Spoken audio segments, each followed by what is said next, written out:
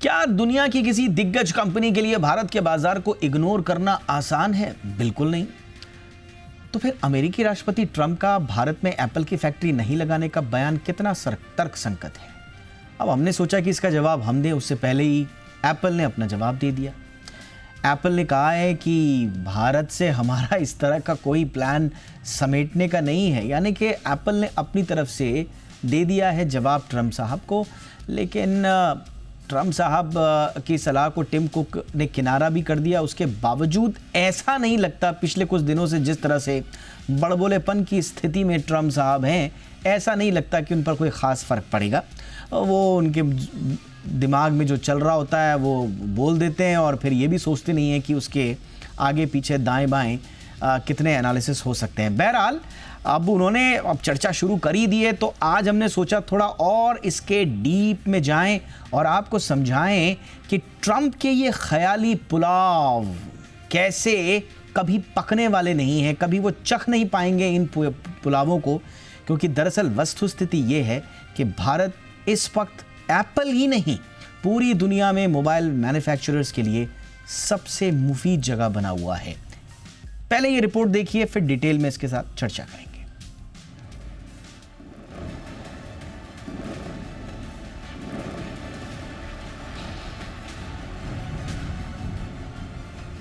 राजनीति, विदेश नीति और कारोबार के घालमेल को अमेरिकी राष्ट्रपति ट्रंप एक नई हवा देना चाहते हैं। कारोबार की चाशनी में राजनीति को मर्ज कर शायद ट्रंप अपनी रोटी सेकना चाहते हैं। तभी तो उन्होंने सऊदी दौरे के दौरान एप्पल के टिम कुक को एक ऐसा सुझाव दे डाला जो न केवल एप्पल पर भारी पड़ सकता है, बल्कि ट्रंप के इस बयान से उनकी इमैच्योर कारोबारी सूझबूझ भी झलकती है। क्या वाकई एप्पल ट्रंप की सलाह पर भारत में आईफोन की मैन्युफैक्चरिंग बंद कर देगा? शायद नहीं, शायद क्या बिल्कुल नहीं, क्योंकि भारत जैसे बड़े बाजार को इग्नोर करना ना तो एप्पल के लिए संभव है और ना ही अमेरिका के लिए। भारत में एप्पल की फैक्ट्री नहीं लगाने की सलाह के आखिर क्या मायने हैं? क्या इसका जवाबी टैरिफ से कोई संबंध है, या फिर बढ़ते भारत के कारोबारी कदम पर ट्रंप स्पीड ब्रेकर लगाना चाहते हैं, या फिर ट्रंप शायद मेक अमेरिका ग्रेट अगेन के स्लोगन पर पलीता लगाना चाहते हैं? हम ऐसा इसलिए कह रहे हैं क्योंकि एप्पल जैसी दुनिया की दिग्गज कंपनी के कारोबारी तंत्र को ट्रंप निश्चित तौर पर कमजोर करने का काम कर रहे हैं। ट्रंप को शायद ये नहीं पता कि एप्पल की साख अमेरिका की साख से जुड़ी हुई है। ऐसे में एप्पल का कमजोर होना अमेरिकी शेयर बाजार को भी हिला सकता है। हम ऐसा क्यों कह रहे हैं, इसके भी अपने तर्क हैं।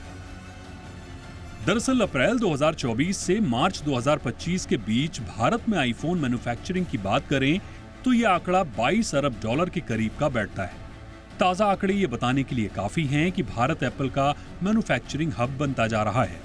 तभी तो पिछले साल के मुकाबले इस साल भारत में आईफोन के उत्पादन में 60% से ज्यादा का उछाल देखने को मिला। भारत क्यों एप्पल का पसंदीदा हब बनता जा रहा है, इसकी भी अपनी कारोबारी वजह है। दरअसल एक आईफोन की मैन्युफैक्चरिंग की लागत अगर अमेरिका में $3000 बैठती है तो भारत में यही लागत 66% तक कम हो जाती है और इसकी मैन्युफैक्चरिंग कीमत करीब $1000 की बैठती है। तो फिर एप्पल भारत में मैन्युफैक्चरिंग क्यों ना करे? ये बात ट्रंप के समझ में भी आ जानी चाहिए। ब्यूरो रिपोर्ट, जी मीडिया। बहुत ही खास मेहमान इस वक्त हमारे साथ जुड़ चुके हैं। स्वागत करते हैं अशोक चांडक साहब का, जो कि प्रेसिडेंट हैं IESA यानी कि Indian electronics and semiconductor association. बहुत बहुत स्वागत है चांडक साहब आपका। Good evening. हमारे साथ हैं सत्येंद्र सिंह, CEO हैं सिरमा SGS के। बहुत बहुत स्वागत है सत्येंद्र जी आपका भी हमारे शो पे। चाणक्य साहब, चर्चा की शुरुआत आपसे ही ये कहते हुए कि अब सारे डेटा ये बताते हैं कि ट्रंप साहब को पता नहीं मालूम है या नहीं, बट एप्पल का सबसे बड़ा और सबसे मुफीद और सबसे प्रॉफिटेबल बगीचा जो है अब वो भारत में लग चुका है और ये बात एप्पल को भी समझ में आ रही है। बट बहरहाल कैसे आप एनालाइज करते हैं जो ट्रंप साहब के ख्वाबो ख्याल हैं कि एप्पल यहाँ से मामला समेटे और अमेरिका चला जाए, क्या ये पॉसिबल हो पाएगा? नहीं, ये तो पॉसिबल नहीं होता है। जिस तरीके से विश्व के हालात है और जो इलेक्ट्रॉनिक्स मैन्युफैक्चरिंग का डाइवर्सिफिकेशन जो होता है, उसमें तो एक कंट्री से पूर्ण मैन्युफैक्चरिंग का काम नहीं होता है। और वैसे भी जैसे भी आपने रिपोर्ट में भी बताया, फैक्ट यही है कि भारत हाल के कुछ वर्षों में एप्पल और बाकी स्मार्टफोन के मैन्युफैक्चरर्स की वैश्विक पूर्वता आपूर्ति श्रृंखला का एक महत्वपूर्ण केंद्र बन गया है। फॉक्सकॉन, पेगाट्रॉन, टाटा और जैसे सिरमा एसजीएस है, डिक्सन है, ये कई हमारे मैन्युफैक्चरर्स हैं जो सरकार की प्रोडक्शन लिंक इंसेंटिव स्कीम के तहत विस्तार भी कर रहे हैं और मैन्युफैक्चरिंग और उत्पादन भी बढ़ा रहे हैं। वैसे ट्रम्प साहब के जो निर्णय और जो बयानबाजी है ये थोड़ा कई बार कंसर्न हो जाता है, लेकिन मुझे लगता है कि हमें इसमें बहुत ज़्यादा चिंता नहीं करनी चाहिए। हमने देखा हाल ही में कुछ बोला गया था कि 145% ड्यूटी होगी चाइना के प्रोडक्ट्स पे, फिर 90 आर्टिकल्स का एक्सेप्शन किया गया, अब उसको 30% पे लाया। यूएस के प्रोडक्ट्स की 115% ड्यूटी थी चाइना में, जो 10% हो गई। ये सब उथल पुथल चल रही है, तो हमें थोड़ा सा पेशेंस रखना होगा, एक बैलेंस बनेगा इसका। भारत अभी अमेरिका के साथ में एक बायलैटरल ट्रेटी एग्रीमेंट बीटीए जो है उसका डिस्कशन नेगोशिएशन चल रहा है, हमें उसके लिए वेट करना चाहिए, उसमें कुछ ना कुछ अच्छे से बात निकल के आएगी। लेकिन ये कहने के साथ में मैं ये भी कहूँगा कि इलेक्ट्रॉनिक्स मैन्युफैक्चरिंग में भारत का जो रोड मैप है वह बड़ा सुस्पष्ट है और बड़ा रणनीतिक है, स्ट्रैटेजिक है। हमारे कई योजना से मैन्युफैक्चरिंग बढ़ रहा है। अभी हम 150 से 160 बिलियन डॉलर का इंडिया में मैन्युफैक्चरिंग होगा इस साल, और जो बढ़कर इलेक्ट्रॉनिक्स मैन्युफैक्चरिंग करीबन 500 बिलियन डॉलर तक ले जाने का हमारा एम्बिशन भी है 2030-2032 तक, और उसमें स्मार्टफोन मैन्युफैक्चरिंग एक बहुत बड़ा महत्वपूर्ण अंग है। तो मैं यही कहूँगा कि इसमें ज़्यादा चिंता की बात नहीं है, लेकिन इसके साथ भी हमें यह भी ध्यान में रखना होगा कि मिस्टर ट्रंप एक महाशक्ति के प्रेसिडेंट है, और वो जो कहते हैं उसको थोड़ा तो हमें ट्रैक करना भी पड़ता है और थोड़ा निगरानी भी करनी पड़ी थी, और उसके हिसाब से हमें थोड़ा सोच के भी रखना पड़ेगा कि हमारी आगे रणनीति क्या होगी, और उसके हिसाब से हमें अपने आगे कदम लेने पड़ेंगे। टोटली इग्नोर नहीं कर सकते, थोड़ा कंसर्न जरूर है, लेकिन मेजर चिंता का विषय नहीं है। भारत अपने रोड मैप पर चल रहा है, जिससे हम हमारा वैल्यू एडिशन बढ़ा रहे हैं, अपने आप को सक्षम कर रहे हैं, और उसको देखते हुए हमारा जो मैन्युफैक्चरिंग है वो अच्छे से होगा। और एक बात और मैं कहना चाहूंगा क्विकली कि जितना डिमांड होता है, जैसे यूएस में करीबन 400 बिलियन डॉलर का इलेक्ट्रॉनिक्स इंपोर्ट हुआ है पिछले साल, अब पूरा मैन्युफैक्चरिंग वहां शिफ्ट हो नहीं सकता ओवरनाइट, 1 साल 2 साल में भी नहीं होगा। कई मैन्युफैक्चरर्स है, जैसे एप्पल की हम बात कर रहे हैं आज, और बाकी भी जो इलेक्ट्रॉनिक्स मैन्युफैक्चरर्स है, उनके लिए पूरा मैन्युफैक्चरिंग यूएस में शिफ्ट करना मुश्किल है। कुछ जरूर शिफ्ट होगा, कुछ होगा, हो सकता है एप्पल भी कुछ वहां मैन्युफैक्चरिंग कर ले, बाकी सप्लायर भी कर ले, ठीक है। लेकिन डिमांड इतनी ज्यादा है कि उसके लिए बहुत बड़ी अपॉर्चुनिटी फिर भी बच के रह जाती है, और भारत को उस बात पे फोकस करना चाहिए कि जो अपॉर्चुनिटी निकल कर आ रही है उसको हम कैसे एनकैश करें। ये बिल्कुल सही बात है। अब ट्रम्प साहब ने बोल दिया, और टिम कुक अगर मान भी गए और अगर वहाँ पर लेकर चले गए, तो वर्कफोर्स कहाँ से लेकर आएंगे, स्किल्स कहाँ से लेकर के आएंगे, और वो भी इस जो हमारी वर्कफोर्स जिस इंसेंटिव्स के साथ काम करती है, फिर वहाँ उनको उस अनुपात में इंसेंटिवाइज करना। आई मीन बहरहाल हमारे साथ, जैसा मैंने कहा, सत्येंद्र सिंह साहब भी हैं। आप एक बड़े प्लेयर हैं, बड़ी इंडियन कंपनी है हमारी सिरमा एसजीएस, और जहाँ तक मेरी जानकारी है आप पीसीबी असेंबलिंग में, आरएफआईडी टैग्स में, high mix, low volume manufacturing, जो ऑटोमेटिव और हेल्थ केयर में जुड़े हुए हैं, और काफ़ी अच्छा कर रहे हैं। इनफैक्ट आप बड़े कंपनीज़ में हमारे भारत की इस पूरी मैन्युफैक्चरिंग में शुमार होते हैं। सत्येंद्र सिंह सर, ज़रा बताइए सर हमें, थोड़ा सा हमारा आउटलुक दीजिए, फ़िलहाल भारत में क्या कुछ चल रहा है, और ट्रम्प साहब की नेक सलाह जो है एप्पल को, वो क्यों इग्नोर कर रहा है? मतलब उसके पीछे के ठोस कारण क्या हैं? क्या है ऐसा भारत में कि एप्पल छोड़ के नहीं जाना चाहता इंडिया को? अजय जी, सबसे पहले धन्यवाद आपका इस शो में बुलाने के लिए, और आपको और आपके सभी श्रोतागणों को नमस्कार। मेरी कंपनी सिरमा एसजीएस करीब 3 दशकों से मैन्युफैक्चरिंग करती है इलेक्ट्रॉनिक्स का। हम जो मैन्युफैक्चर करते हैं यहाँ पे बहुत हाई क्वालिटी प्रोडक्ट मैन्युफैक्चर करते हैं, और लगभग 1/4 हमारे प्रोडक्शन का हम बाकी देशों में भेजते हैं बाहर, चाहे वो अमेरिका हो, यूरोप हो, या और देश हो। करीब 20 देशों में हमारे जो है यहाँ के बने हुए प्रोडक्ट जाते हैं। और हमारे जो कस्टमर्स हैं सब, वो इस बात को बहुत ही अप्रिशिएट करते हैं, इस बात से खुश हैं कि जो क्वालिटी हम देते हैं इंडिया से बना के, बहुत अच्छी क्वालिटी बना के देते हैं, बहुत सही दाम पे बना के देते हैं, और सबसे बड़ी बात है अगर उनको कुछ आइटम ज़्यादा चाहिए, कभी कम चाहिए, तो वो हम फ्लेक्सिबिलिटी रखते हैं, हमारी कैपेसिटी है उसकी करने की। करेक्ट। किसी भी कस्टमर को, चाहे वो अमेरिका का हो या इंडिया का हो या किसी भी देश का हो, उसको यही 3 चीज़ें चाहिए होती हैं। गुणवत्ता बहुत अच्छी हो, यानी क्वालिटी बहुत अच्छी हो, दाम अच्छा हो, जो वो कस्टमर देना चाहे, और तीसरा सप्लायर उसको जितना चाहिए उतना आइटम दे पाए, जब चाहिए तब दे पाए। तो इन तीनों को ध्यान में रखते हुए मेरे हिसाब से हिंदुस्तान की जो अभी स्थिति है, बहुत ही अच्छी स्थिति है। दुनिया में अगर देखा जाए अभी 3 चीज़ें बहुत इम्पोर्टेंट हैं जो हिंदुस्तान के लिए बहुत ही फ़ायदेमंद है। सबसे पहला जियोपॉलिटिकल जो हो रहा है आजकल कि भई एक देश कह रहा है कि मैं उस देश से प्रोडक्ट नहीं लूँगा, दूसरा कह रहा है मैं उससे नहीं लूँगा, हम्म। और इस तरह के कई सारे डिस्कशन चल रहे हैं।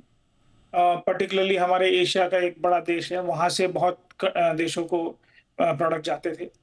अभी दुनिया इस बात से काफ़ी सचेत है कि भई हर चीज़ वो एक देश से ना लें। तो वो कहते हैं कि भई किसी दूसरी जगह से भी लेके आएँ।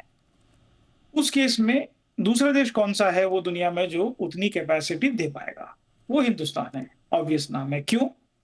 क्योंकि हमारे पास बहुत ही मेहनती लोग हैं, लोग जितने चाहिए उतने हैं, इंजीनियरिंग कैपेबिलिटी बहुत अच्छी है हमारे हमारे जहाँ के इंजीनियर ऐसे हैं, हिंदुस्तान छोड़िए आप पूरी दुनिया में उनका नाम है, चाहे सॉफ्टवेयर के हों या हार्डवेयर के हों।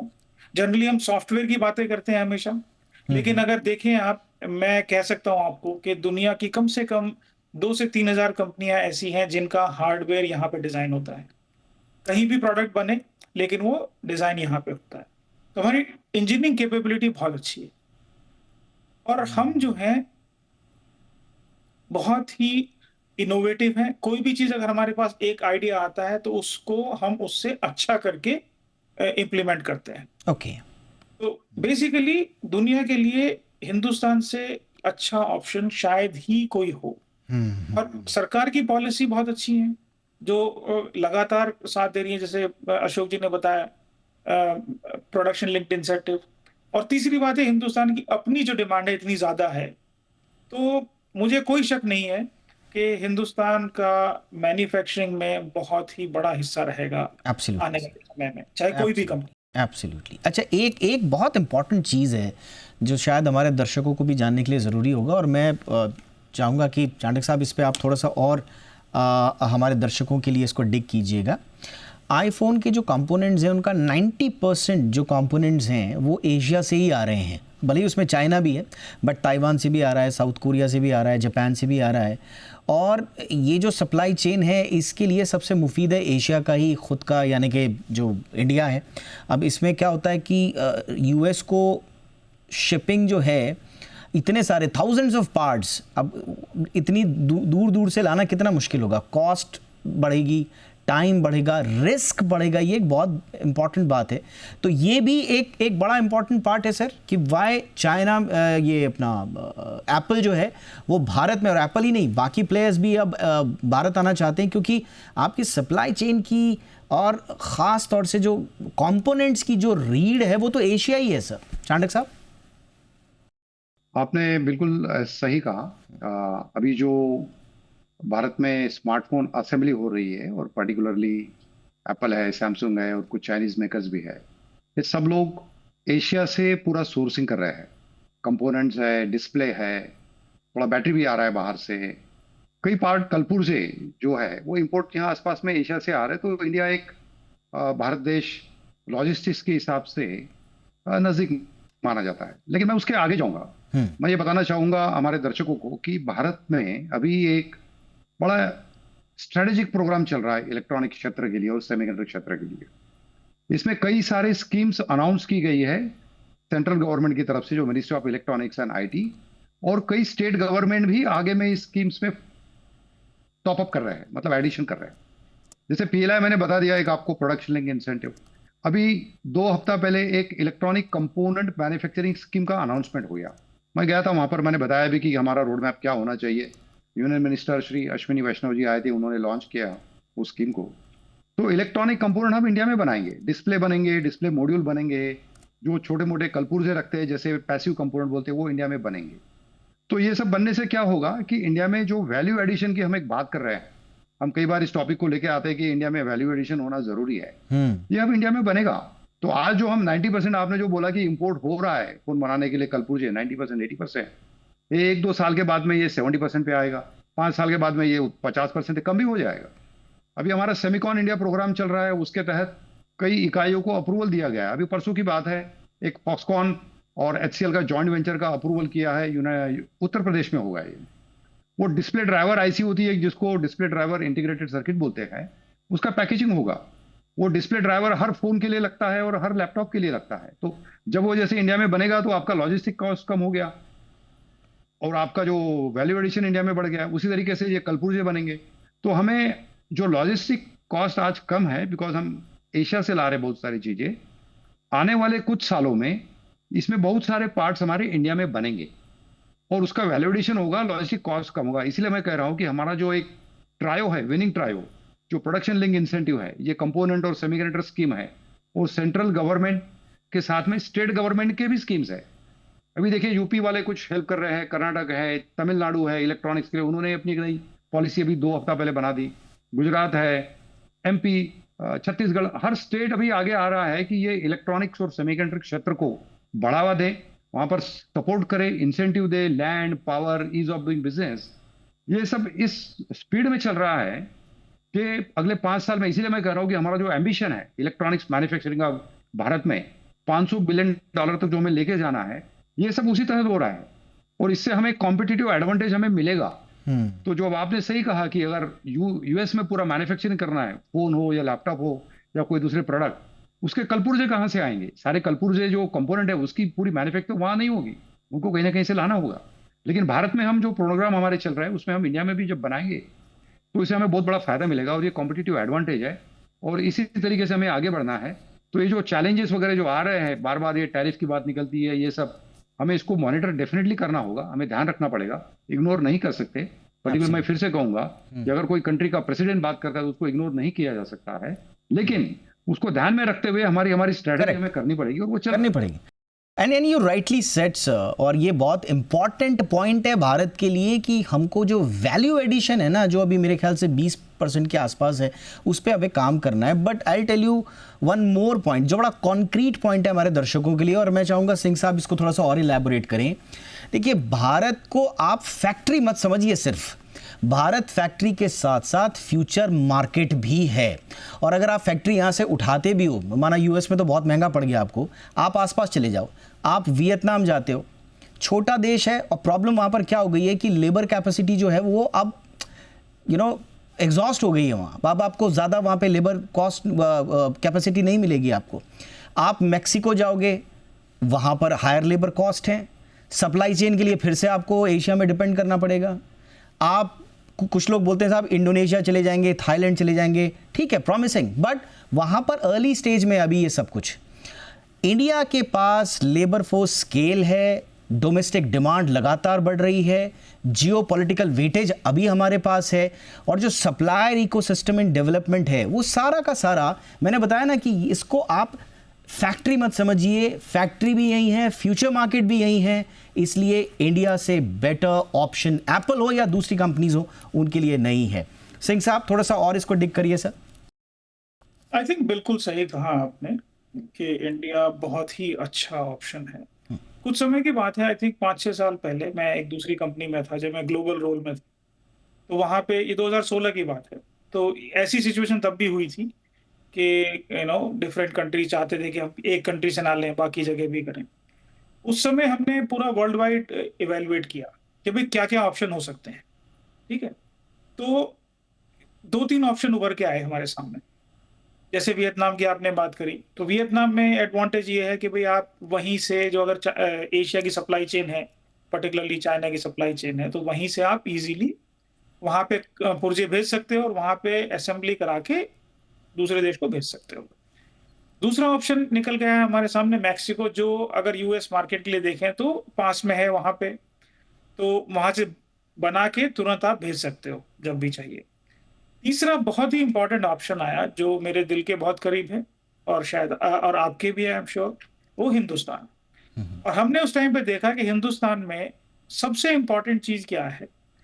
एक तो यहाँ की डिमांड है, लोकल कंजम्पशन इतना ज्यादा है कि मैं अगर फैक्ट्री लगाऊं तो एक फैक्ट्री तो मेरी यहीं पे एक दो फैक्ट्री तो लोकल डिमांड के लिए चल जाएंगी।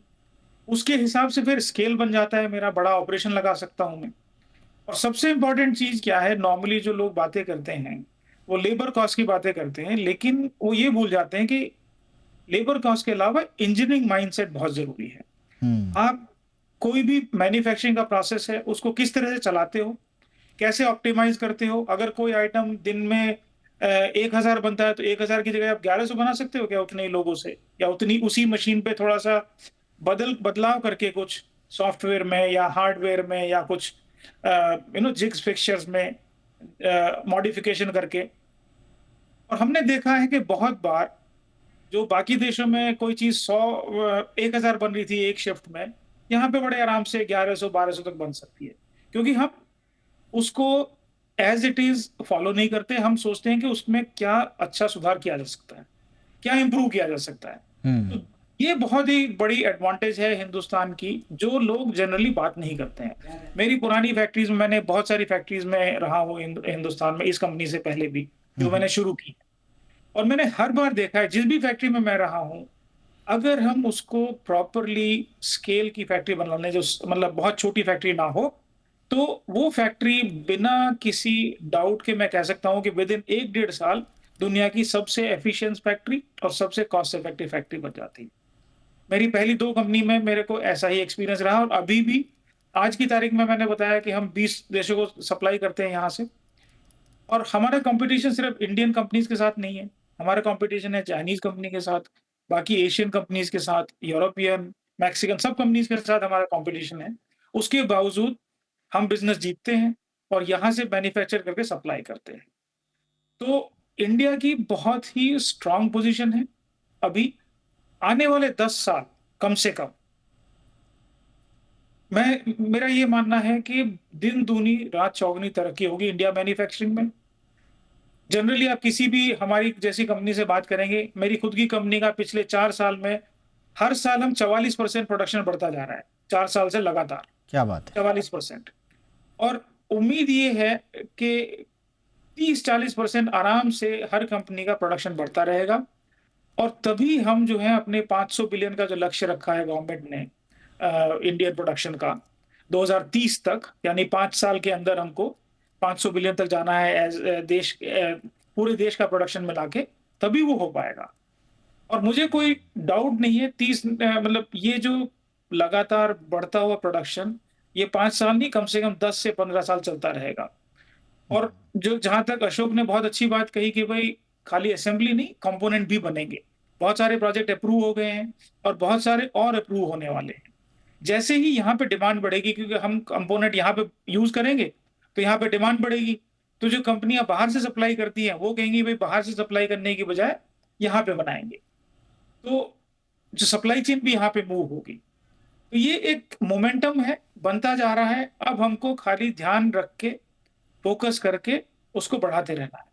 और मुझे कोई शक नहीं है कि जैसे बोलते हैं ना, एक आई थिंक एक मंत्री जी थे, आई थिंक गोयल साहब थे एक मीटिंग में, उन्होंने बोला समय सही है, यही है। तो वो मेरा बहुत स्ट्रांगली मानना है कि यही समय है और सही समय। एब्सोल्युटली यही समय है और सही समय है।